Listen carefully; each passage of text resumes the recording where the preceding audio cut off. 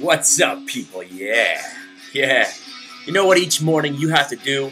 First of all, you have to go to hitthebid.com because the place is fully functional right now. You can make your own web page, tell us how smart you are, put your posts up, talk about what you think's going to happen, what you think you know, and all that great stuff. Compare, contrast, make some new friends, and all that stuff. You know what you need in the morning is you need a laugh in the morning. You need a laugh to get your day started because then you're ready to rock and roll.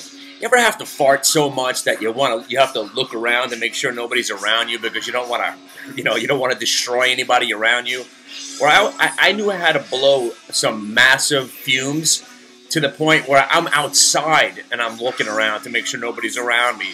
So I let this one guy pass. And I'm standing by this building, and just as I'm releasing, somebody comes out of the building.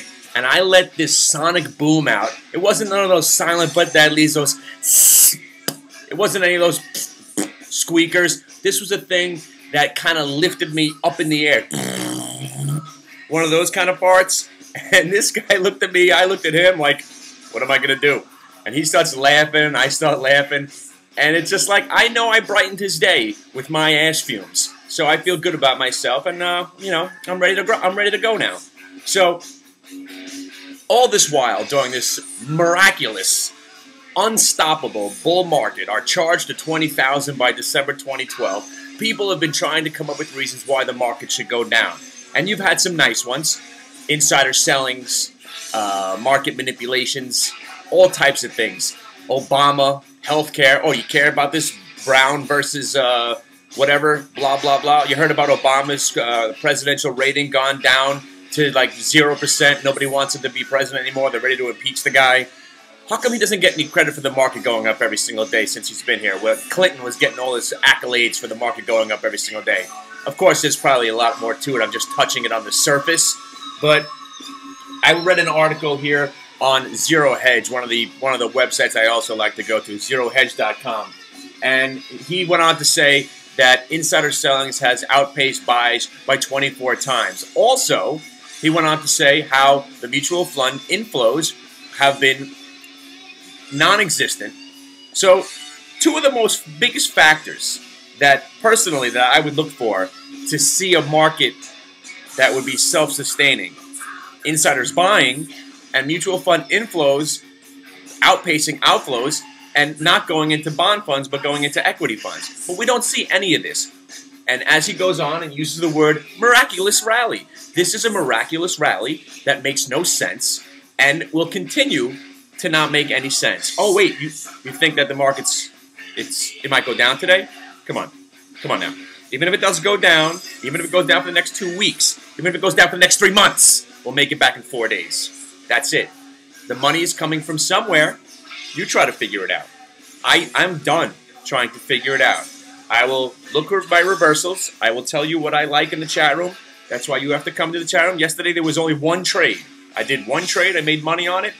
And if you're in this business and you want to do this as a job, all you need is one. All you need is one. We had the Leap Wireless, went positive, stock went up close to a point. There was your day. You don't care about inflows, you don't care about presidential ratings, you don't care about healthcare, you don't care about anything except that you just made some money, depending on how much risk that you put up, how patient you were for that thing to produce some nice gains for you. I myself, of course, took the first $400 profit that I could find, 2,000 shares.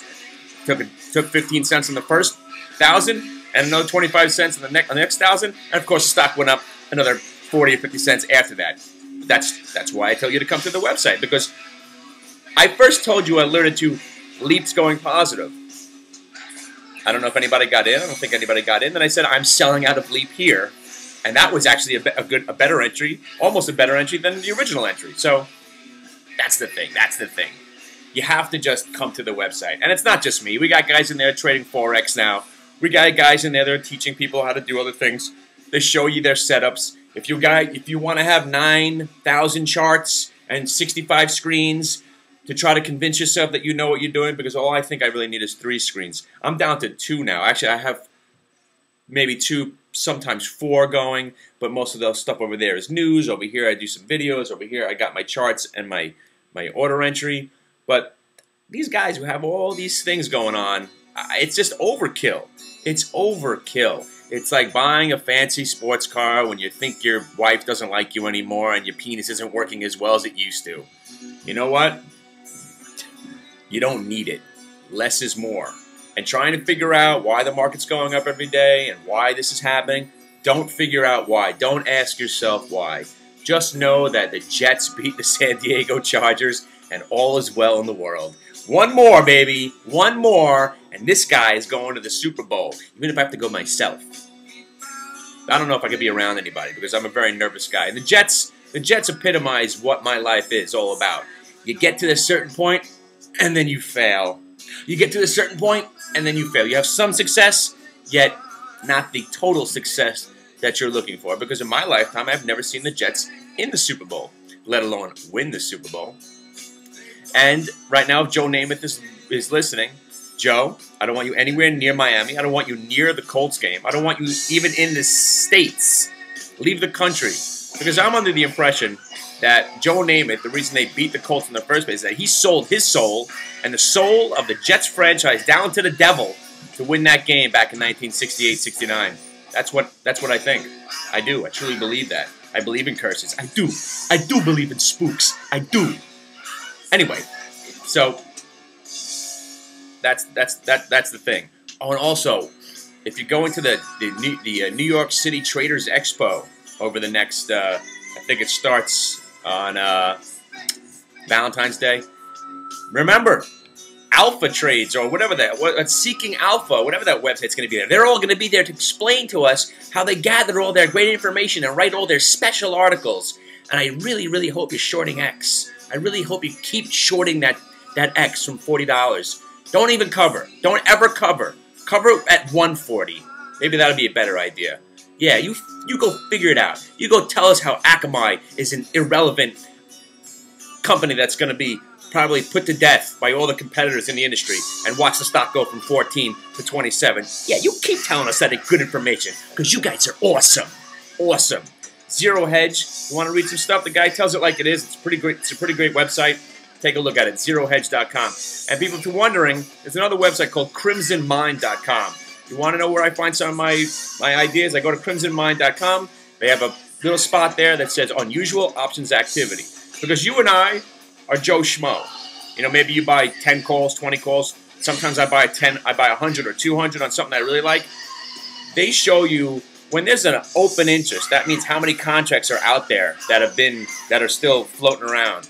And there's an open interest of 1,000 contracts. And next thing you know, there's a 5,000 contract buy or sell on a stock. Chances are that's a player. That's someone a little bit bigger than you and I. And he probably knows a little bit more than you and I. And what you do is you piggyback that guy and see how it works out. That's how I found the Hearn.